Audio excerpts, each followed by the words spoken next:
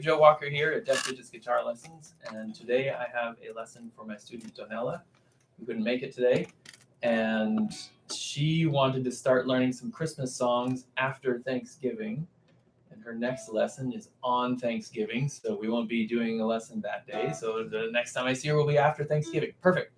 One of those Christmas songs that she wanted to do was Last Christmas by Wham, and it's a nice one for a beginner because this is straight up 4 chords through the whole song. A lot of Christmas songs will require a lot more chords than just 4 over and over. So this is more of a pop song, just used as a Christmas song. So we start with a D, and the way for I'm gonna teach this for with a beginner in mind. So I'm gonna walk you through each of these chords. The way I play a D is with my thumb over the top, muting the low E string, so that when I strum all the strings, the low E string doesn't sound.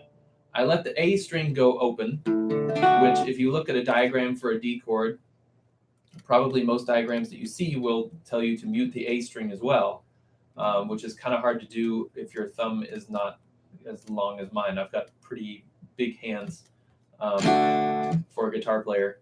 So your thumb should at least mute that low E string, and if it's not quite long enough, don't bother trying to mute the A string as well.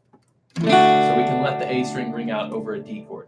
So we have open A string, open D string, and then 2nd fret, 3rd fret, 2nd fret.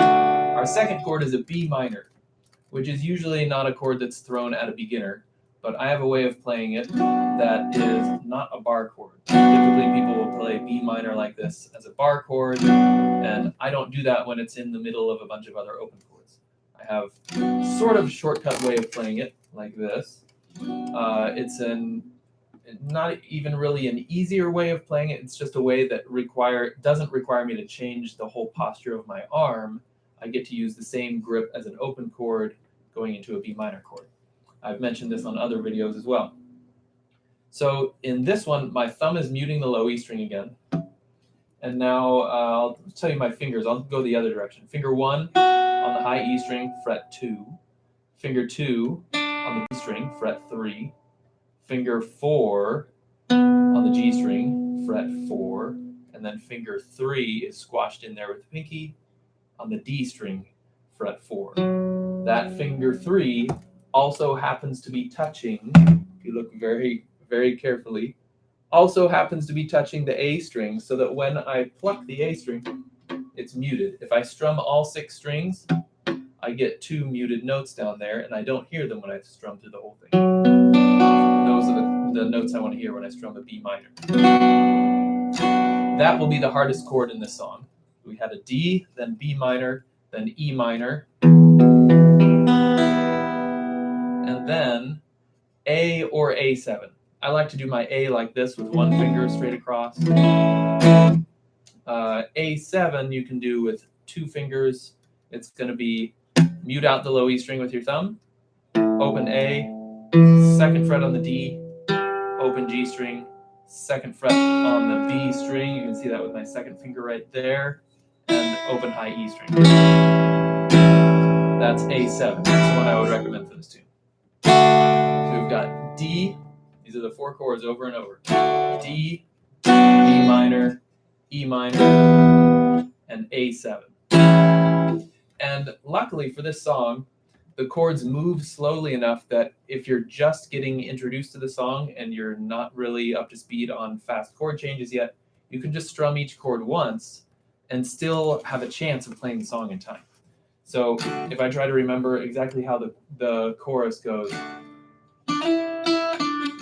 see if I can sing along with it, and just strum each chord once.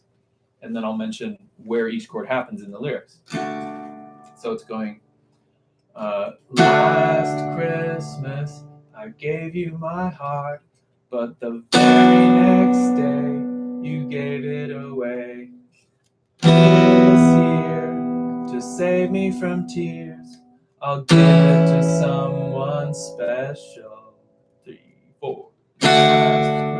So that's a lot of space in between the chords.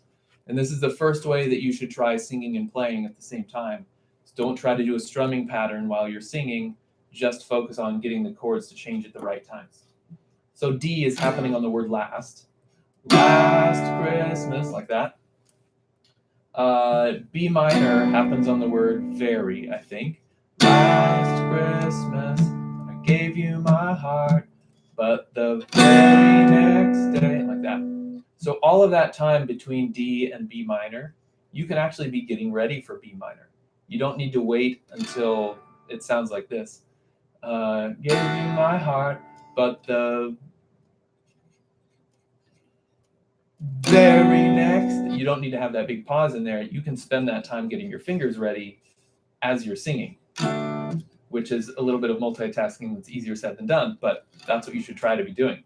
So it might look like this. If it takes me a long time to get B minor ready, it might look like, last Christmas, I gave you my heart, but the very next day, at least I have a chance of having B minor ready to go by the time I get to the word very. And even if I don't, if I'm trying to play the song in a way that sounds good, that someone could tap their foot to, what I want to train myself to do is take that right hand and just hammer through the strings, whether my left hand is ready or not. And that's kind of hard to do because it's one brain all working together, and the brain says, oh, the chord's not ready, and it kind of stops the right hand from strumming. But if it's not ready, just strum through it, and it'll come out imperfectly. Just get ready for the next chord. You can work on that chord by itself while you're not trying to do the song. When you're trying to do the song, when you're trying to play chords and sing at the same time, don't wait to let that chord be ready. Just make sure that your tempo is slow enough and that you're trying to get your fingers ready ahead of time. Prepare for successfully hitting that chord by moving your fingers ahead of time, and maybe you'll have a chance of getting it. Even if it's not ready, just strum through and keep singing and move on to the next chord. So basically, when you're singing and playing, you want to prioritize the singing. The singing should sound totally smooth and unbroken. Don't stop the singing so that your left hand can get the chord ready. Keep that singing going to make it sound like the real song, or even a slow version of the real song if you want to slow the whole thing down. And then your left hand's job is just to try to keep up. And if it's not keeping up, the singing must keep going, and you'll come back around to it again as you do that chorus over and over, and you'll have another chance at it. Then you can take a step away and just work on the chords by themselves. So I was going to mention the syllables that all of these chords land on. So it was last Christmas, you gave my heart, but the very next day, you gave it away. This year, so that E minor is on this. This year, just save me from tears. I'll give it to someone special. A7 is on give. So it's on last, very, this, give. That's what you want to shoot for on those chords. Then, if you have that in order, that might take a while if you're starting from scratch. But if you have that in order and you can sing smoothly and get all of those chords ready in time, what you can try to do to fill up the space would be to make it sound most like the real song. I'd probably do this. Last Christmas, I gave you my heart, but the very next day, you gave it away.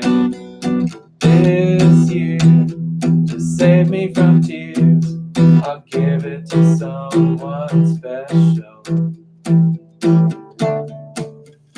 Now what I'm doing there is all downstrokes, like that.